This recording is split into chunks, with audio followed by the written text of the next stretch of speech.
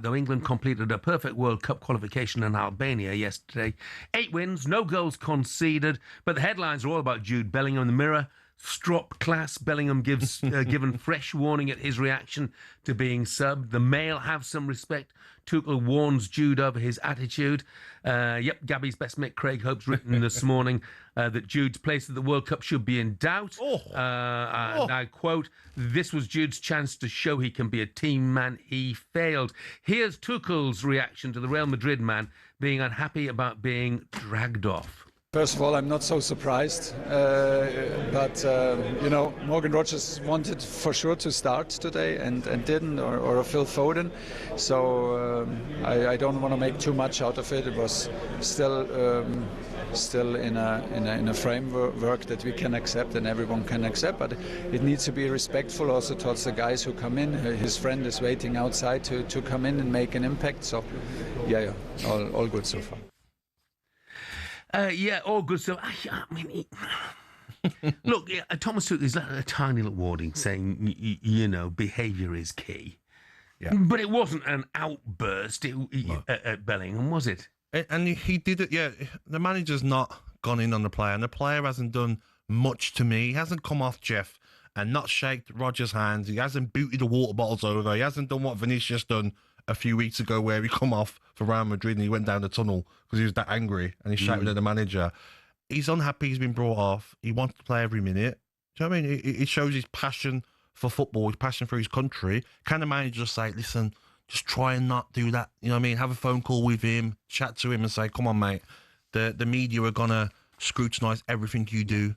That's what he's got to understand, Bellingham. Any little thing he does is going to be blown out of proportion. Let's head to the phone line, shall we? Jonathan's a Villa fan. He's called us on 03717223344. Morning, Jonathan. Morning, Jonathan. Hi, guys. Hi, Gabby. Up the Villa. Up the Villa. So, look, what did you make of it all, Jonathan? I watched the Ireland game and the England game. The parrot was amazing. But about Bellingham, I think it's being blown out of proportion, his reaction. I think, if you're a competitive person, you understand just how much emotion you can be feeling when you're in a match. And when you get taken off, sometimes you let it go. As long as you come back down to earth right after, it's not a problem. Yeah. But what I do think is that the reason people, or not everybody obviously, but some people have a problem with Bellingham comes down to, he's such a young man. He hasn't really had that perspective shift where you start making your teammates better. When you start being the guy who I step onto the field and I'm going to win because I'm going to make all of my teammates play so well today. It just feels like he's still in that, an example I'd give was like Michael Jordan. He was the best player in the world, but he didn't win any championships until he started making his team play better. Mm. You're a Villa fan, Jonathan. Do you want to see Morgan Rogers start ahead of him? Morgan Rogers is my favorite player, but the best player, in my opinion, in England is Cole Palmer. So I don't know what this is even all about. Which we haven't really talked about Cole Palmer so far. Yeah, very good player. Yeah. But I just think, going back to Bellingham, listen, he's probably frustrated, Jeff, as well, of didn't play the best that I could have, haven't scored. He maybe just forgets sometimes that, the cameras are on me. I'm coming off. I probably could have scored in the last 10 minutes and probably had another chance. He that much wants to succeed. Yeah. Maybe the manager speaks to him. He'll probably understand why he was frustrated. Jonathan, thank you very much. Thank you, Jonathan. Indeed. Cola's a Liverpool fan. Morning, Cola. Good morning, Cola. Hey, morning, Jeff. Morning, Gabby. How are you doing? Gabby. I'm good.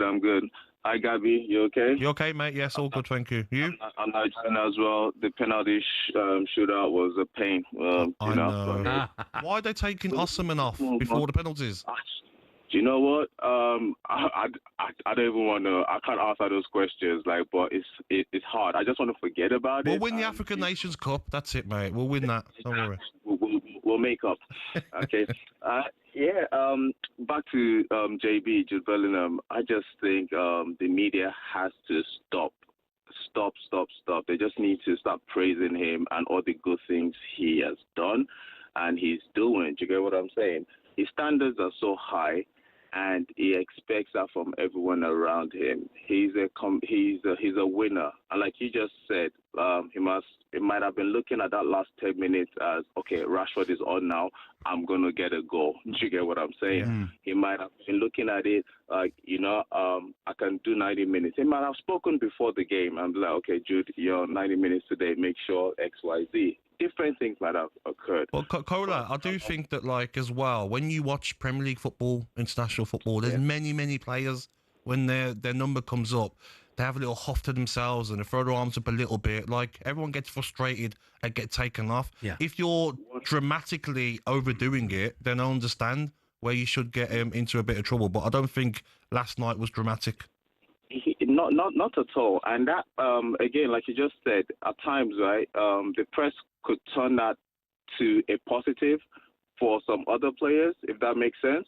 They'll be like, oh, yes, he shows his passion. He wants to play 90 minutes. He does want to get taken off. But when it comes to JB, he shows a little bit of passion. It's like, oh, disrespectful. Come on, man. We need to praise him and acknowledge he was the man of the match, for Christ's sake.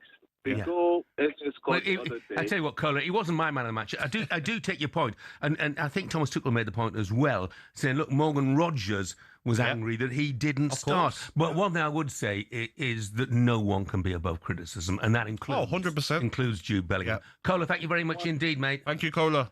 Look, away from England, Ireland pulled off the impossible yesterday. Troy Parrott, 5 goals in 2 games, and somehow, don't ask me how, they're through to the World Cup playoffs. Afterwards, Parrott spoke to Irish TV.